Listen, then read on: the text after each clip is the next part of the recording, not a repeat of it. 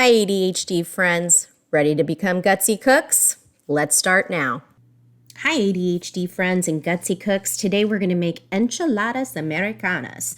The reason I call it Enchiladas Americanas is because no, these are not traditional enchiladas as our Mexican friends would make them. These are the shortcut gutsy cooks way. And let me just say, I love myself some enchiladas. I could eat these every dang day. Every day. They're that good. Now, you can dress this recipe up, put cheese inside, meat, if you like some shredded chicken or onions. But how I show you is just with the basic refried beans, and that's it. So, you're welcome to dress this recipe up, but this will get you the basics. Oh, all right. Let's dive in. Gather your equipment, your ingredients, and yourself. The equipment and ingredients you'll need for this recipe are on the slide above. You can either pause it here and gather your equipment and ingredients or forward to the next timestamp. I sometimes do give some tips and tricks as I read them, so if you let it run, it's probably a good idea. Here we go. I read these out loud for our visually impaired friends. The equipment you'll need is a 13 by 9 baking dish, a can opener, a dinner plate or a cutting board, some kind of clean work surface, 2 soup spoons, and some foil. For ingredients, you'll need olive oil spray, 8 flour tortillas, about 10 inches. If you have smaller tortillas, that's fine too. Just use more of them. And then 1 can of refried beans. Use vegetarian or fat-free. Sometimes you get a bitter taste if there's lard in it, and that's generally better for you. 1 cup of shredded cheese. I know a lot of you are just going to buy the bag cheese, but it really does improve your cooking and the taste if you shred your own cheese off the block. 2 cans of enchilada sauce, or they sell 1 big can as well. You can use red or green. In this recipe, you'll see I did a red and green one, kind of a salute to the Mexican flag. And a taco seasoning packet with mild, moderate, hot, whatever you like. Get ready.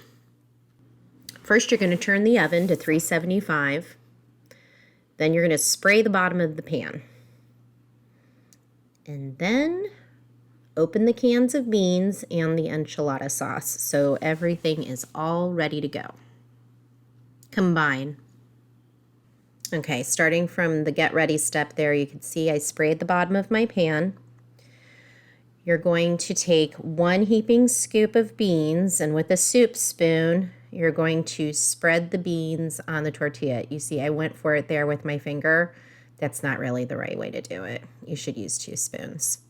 But in this recipe, I am using chicken, as you can see there, and some onions in these enchiladas.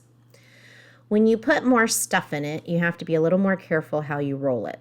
And after you roll it, you put it what they call seam side down. Basically, keep the flap underneath it so they don't come apart. All right. Now, if you just wanted to put beans in there and sprinkle some taco seasoning on top, you could do that. The reason I'm not sprinkling the taco seasoning on top here is because the taco seasoning is already in the chicken. In another video, I'm going to show you how you can bake that chicken and onions just in the oven before you start. But I really just wanted to give you the basic enchilada idea here. So after the beans, sprinkle the taco seasoning, then roll up the tortilla, place it seam side down in the pan, and repeat it for all of the tortillas until the pan's filled up. Pour the enchilada sauce over the tortillas, and usually you're just going to use 1 kind of enchilada sauce. You're going to see here that I used both red and green, but you can also do that because some people in my family like red and some people in my family like green. The reason I tell you to get 2 cans is 1 can is never quite enough. I mean, you can use 1 can, but they'll end up dry. You use 2 cans, you have a little extra sauce left over. But I'd rather have them nice and covered than dry. Ugh. Okay, so spread the sauce with the soup spoon in between the roll-ups, okay, and on tops. You'll see I'm taking the spoon there and spreading it gently in between each roll up. So that's it. You want to take your spoon, get it down in between each of those crevices. Yeah, just like that. Okay, and you want to make sure all the tops are covered too. Taking the spoon, pressing it down just to make sure. Cover the dish with foil, and we are ready to go to the heat step, right into the oven. Heat.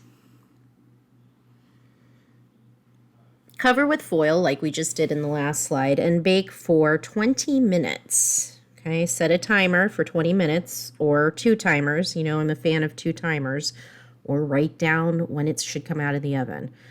Since around this house, timers constantly get canceled for one reason or another.